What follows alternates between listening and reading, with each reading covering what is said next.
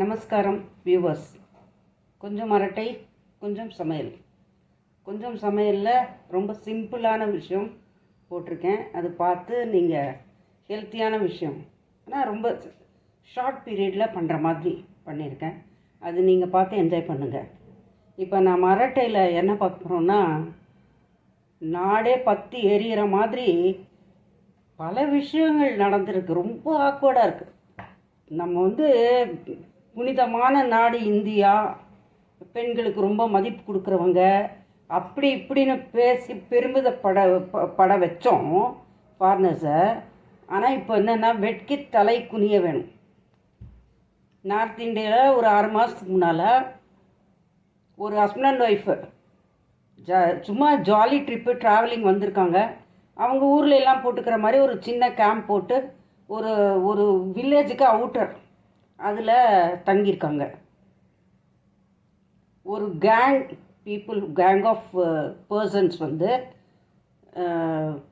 அதாவது குடித்தாங்கன்னா அவங்க தொடநடுங்கிங்களாம் ரவுடி ஆகிற மாதிரி ஒரு ஃபீலிங் அவளுக்கு. அந்த மாதிரி ஒரு பாவலா பண்ணிட்டு ஃபூலிஷாக பிஹேவ் பண்ணுறாங்க.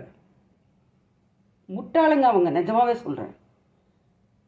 அவங்க என்ன பண்ணியிருக்காங்கன்னா, அந்த ஜென்ட்டு அவள்லாம் எவ்வளோ ஆக்ருதியாக இருப்பாங்க. ஒருத்தன் தான் சமாளிச்சிக்க முடியாது.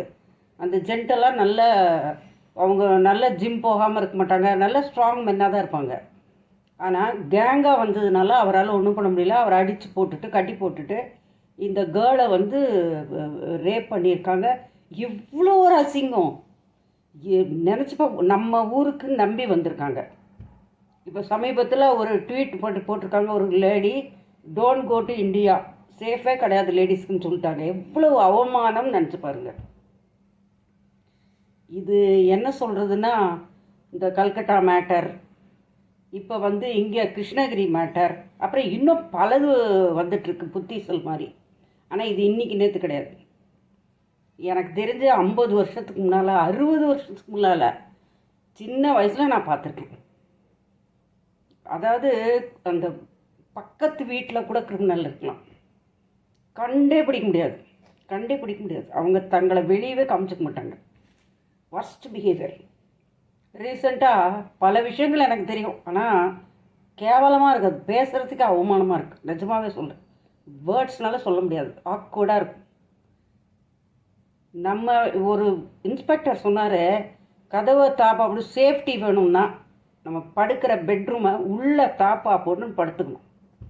இது எத்தனை பேருக்கு நீங்கள் ஃபாலோ பண்ணுறீங்கன்னு தெரியல. கண்டிப்பாக ஒரு லேடி படுத்திருந்தாங்கன்னா உள்ளே தாப்பா போட்டுன்னு தான் சேஃபாக படுக்கணும். நீங்கள் எந்த இடத்தையும் நம்பாதீங்க.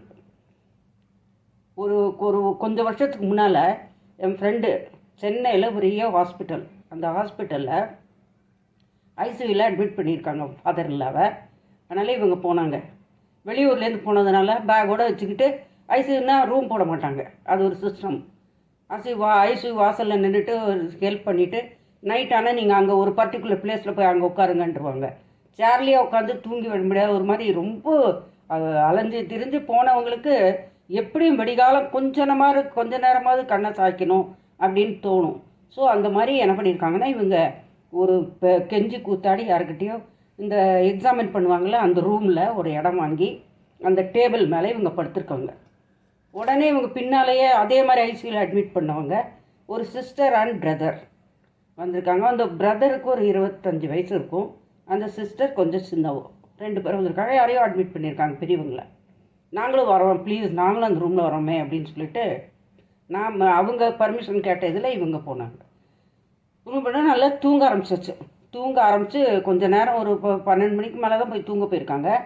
அந்த தூங்க போனப்புறம் 1 மணி நேரம் 1.5 மணி நேரமோ என்னமோ கழிச்சு தன்னோட உடம்பு மேலே என்னமோ ஊறுற மாதிரி பார்த்துருக்காங்க. திடீர்னு இப்படி முடிச்சு பார்த்தோன்னா அந்த பையன் ரொம்ப நேராக நின்றுட்டு இருக்கானா, மிஸ்பிஹேவ் பண்ணிட்டு. அவங்கள ஆல்மோஸ்ட் தொட்டுண்டு செம்ம கடுப்பாயிட்டு இப்படியே வந்துச்சா, என்னது ஒரு சிஸ்டரோட நீ வந்திருக்க, உனக்கு நான் அறிவு இல்லையா, இப்படி பிஹேவ் பண்ண நான் நினைக்கல, என் வயசு என்ன உன் வயசு என்ன. அந்த லேடி இவங்களை விட ரொம்ப 20 வயசு இந்த பையனை விட எல்டர்லி. எப்படி விவஸ்தையெல்லாம் போச்சு பாருங்கள். உறவு முறை அதெல்லாம் சினிமா இருக்குது பாருங்கள். எல்லாம் ஒர்ஸ்ட்டு. சிலதெல்லாம் பெரிய ஒரு டைரக்டர்ஸ்லாம் கூட தாங்க என்னமோ பெரிய மாடர்ன் அப்படின்னு நினச்சிக்கிட்டு கிழவியை வந்து கேலி பண்ணுற மாதிரி உன்னை சைட் அடிக்கிறான் அப்படி இப்படி இப்படிலாம் பேசி பண்ணுறதுனால அது என்னவோ பெரிய ஒரு ஜோக்காக எடுத்துக்கிட்டு அதெல்லாம் ஒரு சினிமாவில் வச்சுருந்தாங்க. நான் கூட அப்போ நினச்சிருந்தேன் இது வந்து சுத்த குட்டிச்சவர் ஆக போகிறது உலகமே. இப்படி ஒரு வயது வித்தியாசம் இல்லாமல் இப்போ வந்து அவங்க அங்கே இதுன்னா இந்த பெண்கள் எப்படின்னு நினைக்கணும்னா தாயாகவும் அதாகவும் இப்போ ஜென்ஸுன்னா பெரியவங்கன்னா ஒரு அப்பா ஸ்தானத்தில் வைக்கிறது, அண்ணா ஸ்தானத்தில் வைக்கிறது, இப்படியெல்லாம் தான் பண்ணுவாங்க. பெண்களை பார்த்தாலும் அப்படி தான் நினைப்பாங்க.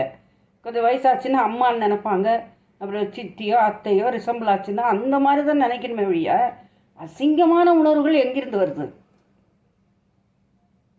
எனக்கு ஃபேஸ்புக்கில் ஒரு ஒரு ஒரு ஏதோ ஒரு வந்தது, அது எனக்கு ஆக்சுவலாக புரியலை. அது பார்க்குறதுக்குள்ளே அடுத்த ஏதோ வேலை இருந்தது, அப்படியே ஆன்லேயே வச்சுட்டு அடுப்புக்கிட்ட ஏதோ நான் பண்ணிட்டு வந்து பார்த்தேன்னா அந்த மாதிரி அந்த என்னமோ நான் பார்த்ததை ரசிச்சேன்னு நினச்சிக்கிட்டு ஒரு 10-20 ஃபோட்டோ வந்தாச்சு. இந்த மாதிரி உலகம் இருந்துச்சுன்னா இது கேவலமான இந்த ஃபோட்டோஸ் அது இதுன்னு பார்த்து சப்கான்ஷியஸ் மைண்டெலாம் தூண்டி விட்டு போகிற குறைக்கு குடி எங்கே பார்த்தாலும் குட்டிச்சு வர்றதுக்கு எதுக்காக இது குடிக்கிறதுக்கு இது பண்ணணும்? எதுக்கு அலோவ் பண்ணணும் எல்லாரையும்? ஒரு ஒன்லி டாக்டர் ப்ரிஸ்கிரிப்ஷன் வேணும்னா ரொம்ப தேவையானவங்களுக்கு அது ரொம்ப லிமிட்டாக தான் கொடுக்கணும். உடனே வந்து இந்த இதில் ஒரு அன்ஆத்தரைஸ்டாக தொடங்குவாங்க. ஸ்ட்ரிக்டாக இருக்கணும் போலீஸு. அதுக்கு தானே காவல்துறை, நம்மளை காக்கிறதுக்கு தானே. அப்போ வந்து இதில் பாதுகாக்கிறதுக்கு வந்து அவங்க வந்து அந்த ஸ்னோ ஸ்கூட்டர்ஸ்ல எல்லாம் நின்றுட்டு இவ்வளோ பனியில் ஷூவை போட்டுட்டு குடும்பம் குட்டியெல்லாம் விட்டுட்டு வந்து பாதுகாக்கிறானா? அவனை பைத்தியக்காரனா? அவன் எவ்வளவு கஷ்டப்பட்டு நம்மளோட இதுக்காக நாட்டுக்காக பாதுகாட்டு அங்கே ஹிமாலயாஸில் நின்றுட்டுருக்கான். எவ்வளோ கஷ்டம். சரியான சாப்பாடு கூட நல்ல சாப்பாடு கூட கிடையாது. நம்ம என்னைக்காவது அவங்களெல்லாம் மதிக்கிறோமா? நம்மளோட உயிரை காப்பாற்றுறவன். அதே மாதிரி தானே காவல்துறையும் அதோட சின்ன இது தானே மினியேச்சர் விஷயம் தானே. நம்ம ஊரில் இருக்கிறவங்களுக்கு காப்பாற்றி தான் ஆகணும். பார்த்து ரொம்ப ஸ்ட்ரிக்டாக நடக்கணுங்கிறேன் நான். யாரும் லஞ்சம் வாங்காமல் இந்த இதாக அநியாயமாக பண்ணுறவங்களெல்லாம் கொஞ்சம் ரொம்ப சிவியர் பனிஷ்மெண்ட் கொடுத்தே ஆகணும். ஆனால் முக்கியமாக இந்த மாதிரி யார் வந்து இந்த மாதிரி விஷயத்தையெல்லாம் இந்த கல்கட்டா விஷயம் மாதிரி ஒரு எனக்கு வாயில் சொல்கிறதுக்கோ அந்த பெண்ணை பற்றி நினைக்கிறதுக்கோ அவ்வளோ வருத்தமாக இருக்குது. எப்படின்னா அந்த பொண்ணு இது சின்ன வயசுலேருந்து டாக்டருக்கு படிக்கணும்னு ஆசைப்பட்டு எவ்வளோ பாடுபட்டு அது அவங்களுக்கு வசதி இருக்கோ இல்லையோ எவ்வளோ கஷ்டப்பட்டு வந்து கோல்டு மெடல் வாங்கணும்னு நினச்சிட்டு எய்மோட அங்கே வேலை செஞ்சுருக்கோம். இதெல்லாம் வந்து தெரியறதுக்கு அந்த அந்த முட்டாளுக்கோ அதில் அவங்கள சுற்றி இருந்தவங்களுக்கோ ஏதாவது ஒரு அறிவு இருக்குமா?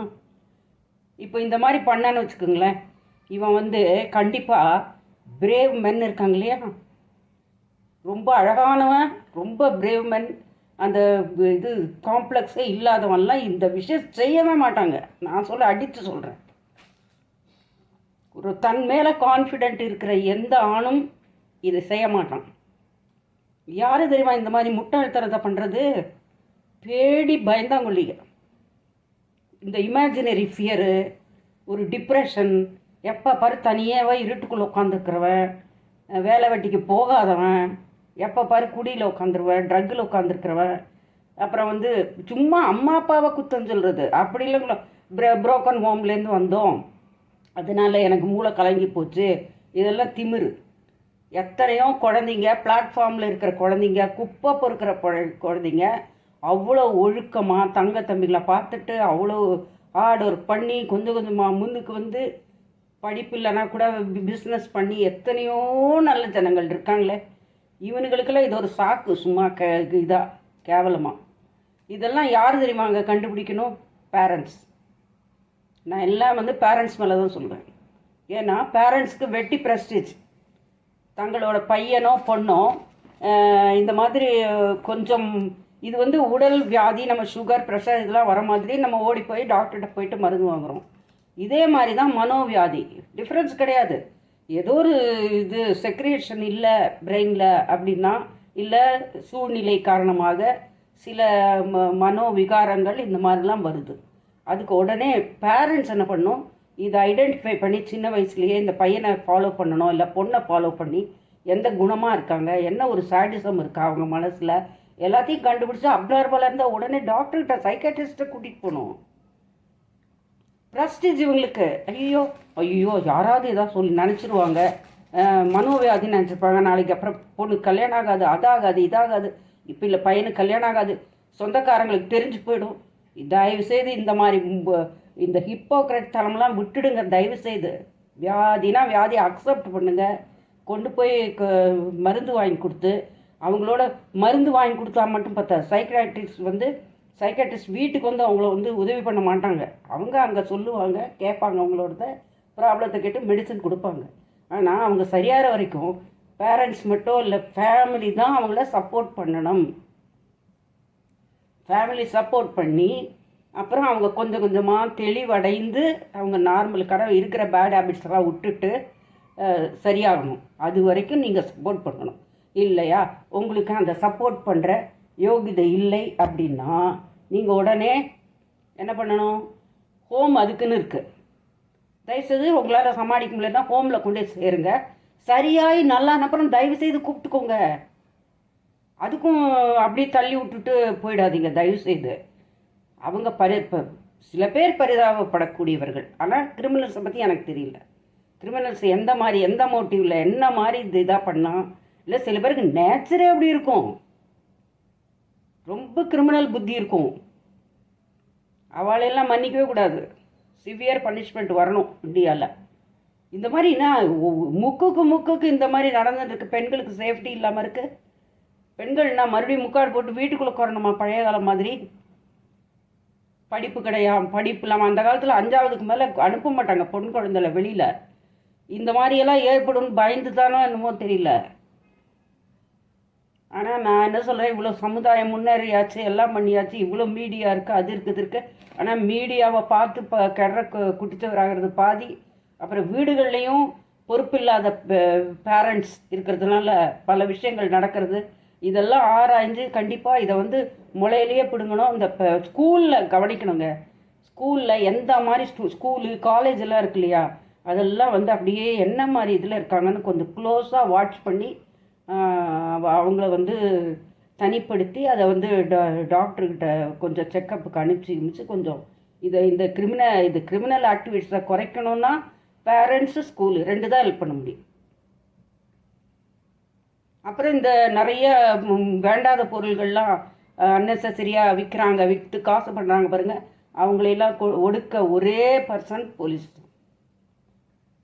தயவுசெய்து எல்லாருக்கும் நான் ரிக்வெஸ்ட் பண்ணிக்கிறேன், தயவுசெய்து நீங்கள் ஏதோ 10 ரூபா 20 ரூபா காசுக்காகவோ இல்லை பயந்தோ நீங்கள் வந்து யாரையும் வந்து இந்த கெட்டவங்களை சப்போர்ட் பண்ணாதீங்க தயவுசெய்து.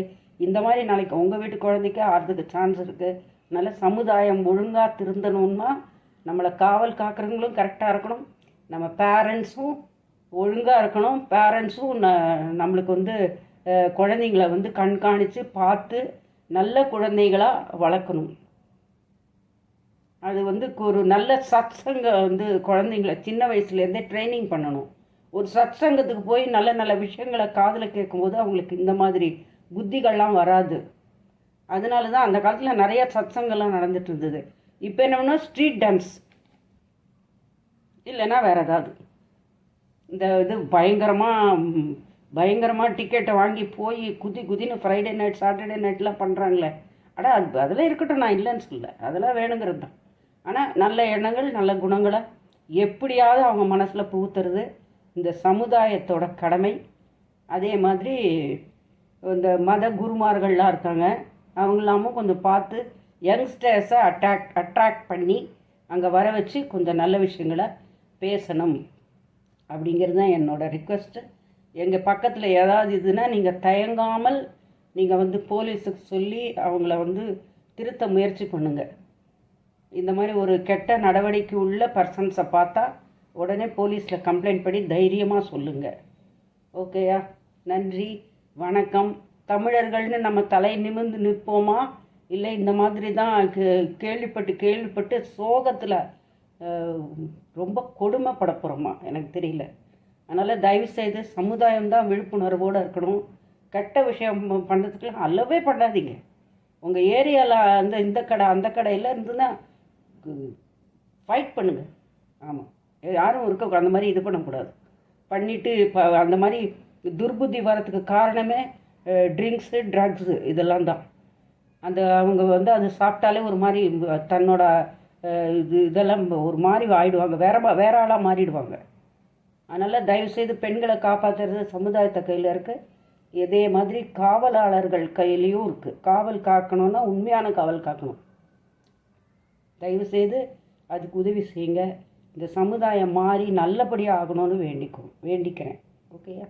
நன்றி, வணக்கம்.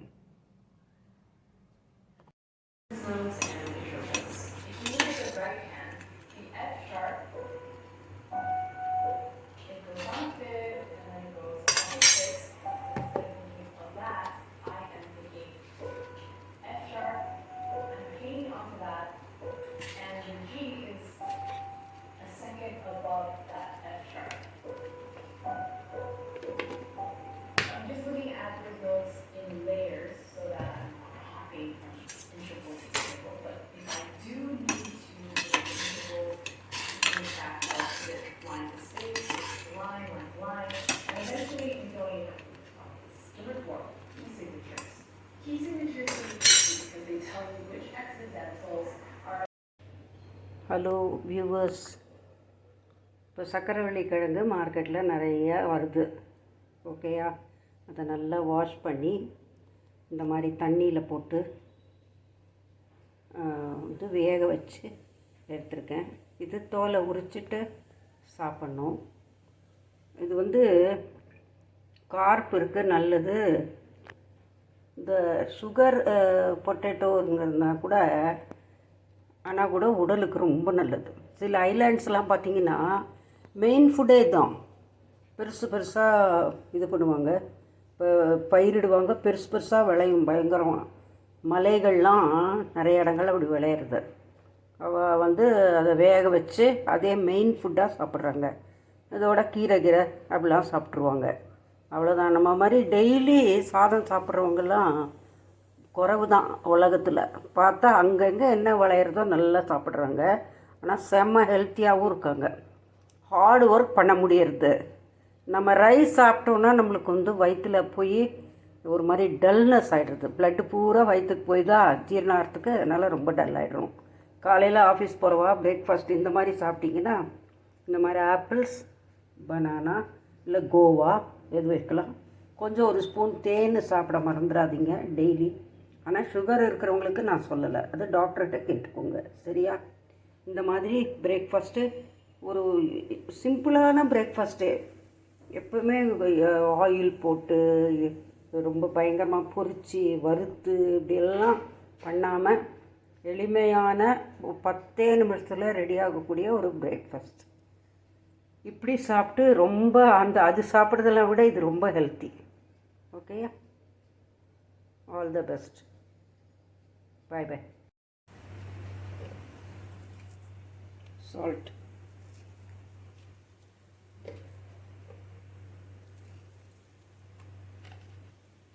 Pepper powder.